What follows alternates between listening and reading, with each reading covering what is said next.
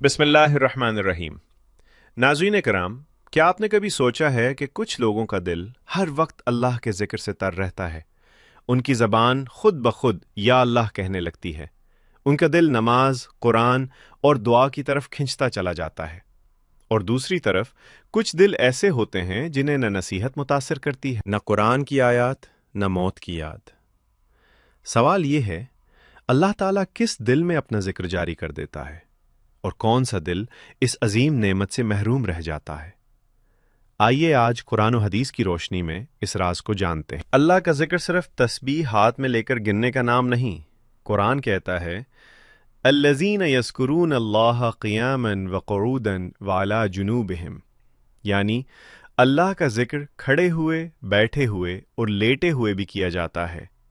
ذکر کا مطلب ہے اللہ کو یاد رکھنا، گناہ سے بچتے وقت اللہ کو یاد کرنا، فیصلہ کرتے وقت اللہ کو سامنے رکھنا، دکھ میں یا اللہ کہنا، خوشی میں الحمدللہ کہنا۔ صاف اور عاجز دل اللہ غرور والے دل میں نہیں آتا۔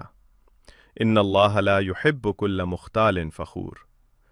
جو دل عاجزی سے جھکا ہو، جو اپنی کمزوری مانتا ہو، وہی دل ذکر کے قابل بنتا ہے۔ وہ دل جو گناہ پر شرمندہ ہوتا ہے، یاد رکھیں، گناہ سب کرتے ہیں، لیکن کچھ لوگ گناہ پر ہنس لیتے ہیں اور کچھ رو پڑتے ہیں۔ جس دل میں گناہ کے بعد ندامت آ جائے، وہ دل مردہ نہیں ہوتا۔ اللہ اسی دل کو زندہ رکھتا ہے ذکر کے ذریعے۔ وہ دل جو دنیا میں کھو کر بھی اللہ کو نہیں بھولتا۔ کام، تجارت، روزگار، گھر، اولاد، یہ سب برا نہیں۔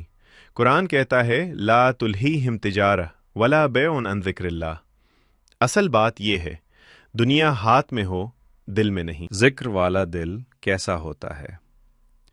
ذکر والا دل تنہائی میں بھی گناہ سے ڈرتا ہے، مصیبت میں صبر کرتا ہے، نعمت میں شکر کرتا ہے، لوگوں کی برائی نہیں ڈھونڈتا، اللہ کے بندوں کے لیے نرم ہوتا ہے۔ حدیث، دلوں پر بھی زنگ لگ جاتا ہے اور اس کی صفائی اللہ کا ذکر ہے۔ کن دلوں سے ذکر چھن جاتا ہے؟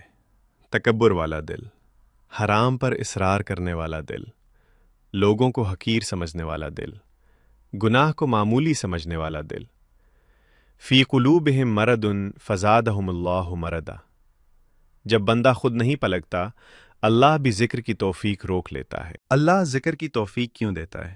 یہ بہت بڑی نعمت ہے، اسی لیے کہ اللہ اس بندے سے محبت کرتا ہے، اللہ اسے گناہوں سے بچانا چاہتا ہے، اللہ اسے آخرت کے لیے تیار کر رہا ہوتا ہے۔ اگر آپ کے دل میں کبھی اچانک نماز کا خیال آ جائے، توبہ کا جذبہ جاگ جائے، قرآن سن کر آنکھ بھر آئے، تو سمجھ لیجئے اللہ آپ کو بھولا نہیں۔ اللہ ہمارے دلوں کو اپنا گھر بنا لے، ہماری زبانوں کو اپنے ذکر سے تر رکھ، ہمیں ان لوگوں میں شامل فرما جن کے دل تیرے نام سے زندہ ہے۔ آمین یا رب العالمین۔ اگر یہ ویڈیو پسند آیا آپ کو تو ویڈیو کو لائک کریں، اپنوں کے ساتھ شیئر کریں اور چینل کو سبسکرائب ضرور کریں، کیونکہ ہو سکتا ہے کسی ایک دل کی ہدایت آپ کے شیئر کی وجہ بن جائے۔